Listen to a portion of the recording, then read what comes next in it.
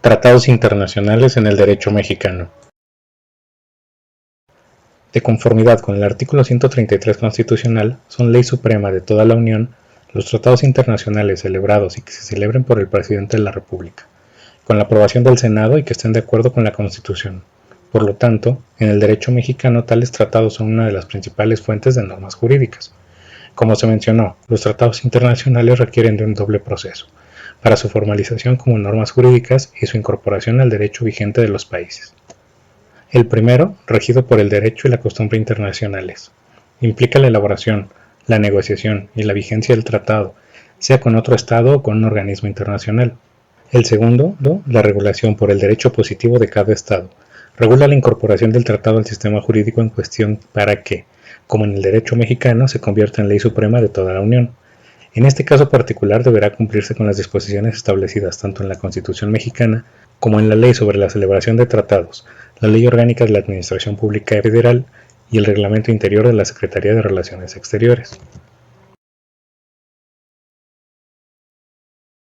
Además del citado 133 constitucional, la parte conducente de la fracción 10 del artículo 89 otorga al presidente de la República la facultad exclusiva de celebrar tratados, sometiéndolos a la aprobación del Senado. Asimismo, el artículo 76, fracción 1 de la Constitución, concede al Senado la facultad, también exclusiva, de aprobar los tratados y convenciones diplomáticas que celebre el Ejecutivo de la Unión. Esta aprobación senatorial es de singular importancia, pues gracias a ella se otorga a los tratados internacionales su carácter de ley suprema de la Unión, incorporándolos de pleno derecho a la legislación mexicana. La Ley sobre Celebración de Tratados distingue entre el Tratado Internacional y el Acuerdo Interinstitucional. Por este último se entiende, según el artículo 2 del Convenio de Derecho Internacional Público, que celebre por escrito cualquier dependencia u organismo descentralizado de la Administración Pública Federal, estatal o municipal, y uno o varios órganos gubernamentales extranjeros u organizaciones internacionales, cualquiera que sea su denominación, sea que derive o no de un tratado previamente aprobado. Los acuerdos institucionales deben circunscribirse a las atribuciones propias de las dependencias y los organismos descentralizados respectivos. Asimismo, la Ley sobre la celebración de tratados en su artículo 3 indica que solo al Presidente de la República corresponde la facultad de otorgar plenos poderes para la celebración de tratados internacionales. En su artículo 6 asigna a la Secretaría de Relaciones Exteriores la responsabilidad de coordinar las acciones necesarias para la celebración de cualquier tratado, de formular una opinión sobre la procedencia de suscribirlo y la de su inscripción en el registro respectivo. Esa misma Secretaría deberá ser informada acerca de todo aquel acuerdo interinstitucional que pretenda celebrarse. Al respecto formulará un dictamen sobre la procedencia de suscribir aquellos y, en su caso, llevará el registro. Por su parte, la Ley Orgánica de la Administración Pública Federal, artículo 28, fracción 1, reitera que la Secretaría de Relaciones Exteriores posee la facultad para intervenir en toda clase de tratados, acuerdos y convenciones en que México participe, disposición que es congruente con la naturaleza misma de esa dependencia, como encargada de la política exterior de México.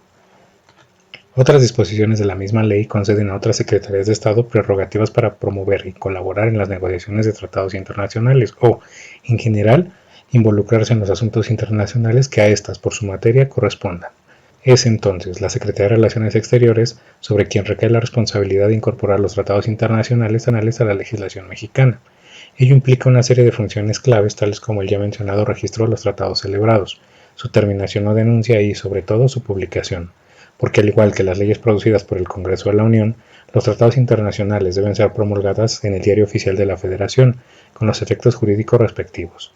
Asimismo, el artículo 11, fracción 8 del Reglamento Interior de la Secretaría de Relaciones Exteriores encarga a la consultoría jurídica de la propia dependencia opinar sobre la conveniencia de modificar o denunciar tratados internacionales y realizar los trámites y gestiones apropiados para dar cumplimiento a los requisitos constitucionales para la entrada en vigor, modificación o denuncia de estos de conformidad con lo que establezca la legislación aplicable.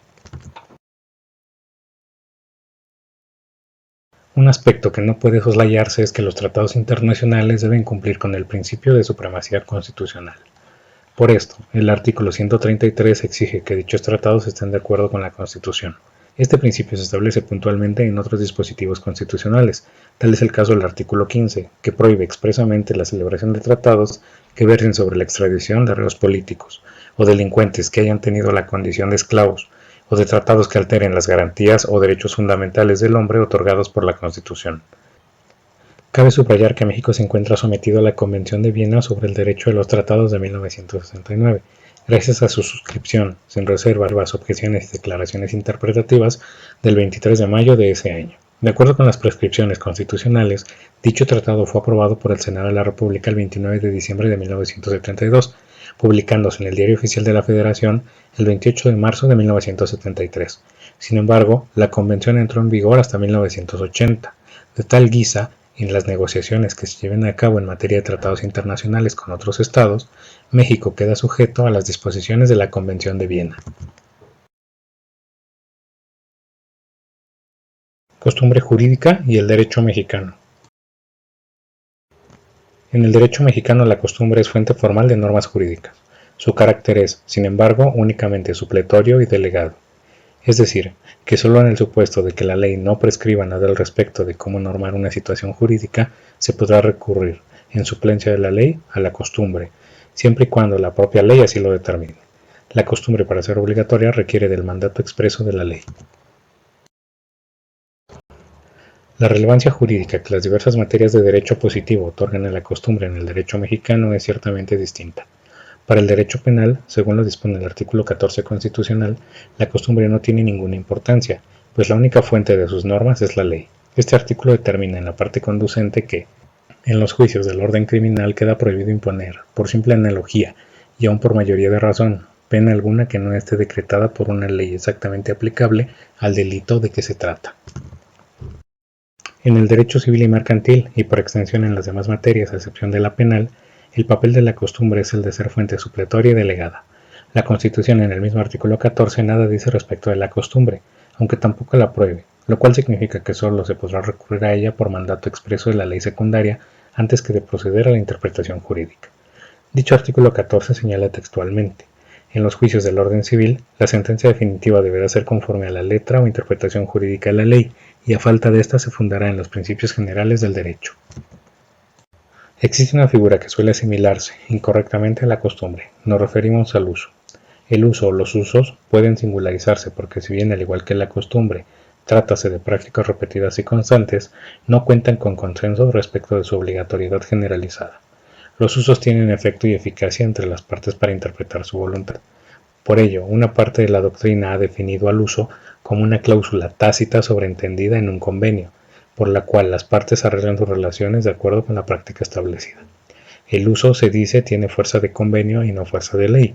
En materia mercantil, por cierto, más que de costumbre, suele hablarse incluso de la propia ley de usos bancarios o mercantiles. El Código Civil Federal, en su artículo 10, reitera la importancia secundaria de la costumbre en el derecho mexicano, cuando estipula: contra la observancia de la ley no puede alegarse desuso, costumbre o práctica en contrario. De ahí que debe ser la propia legislación la que expresamente reenvía la costumbre o al uso en tanto fuente supletoria del derecho.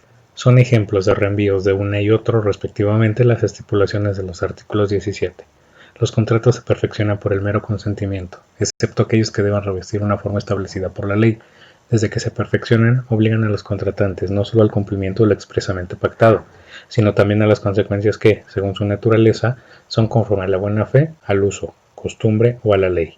Y el artículo 2607 del mismo código: cuando no hubiera habido convenio, los honorarios se regularán atendiendo juntamente a las costumbres, usos del lugar, a la importancia de los trabajos prestados, a la del asunto o caso en que se presentaren, a las facultades pecuniarias del que se recibe el servicio y a la reputación profesional que tenga adquirido el que lo ha prestado.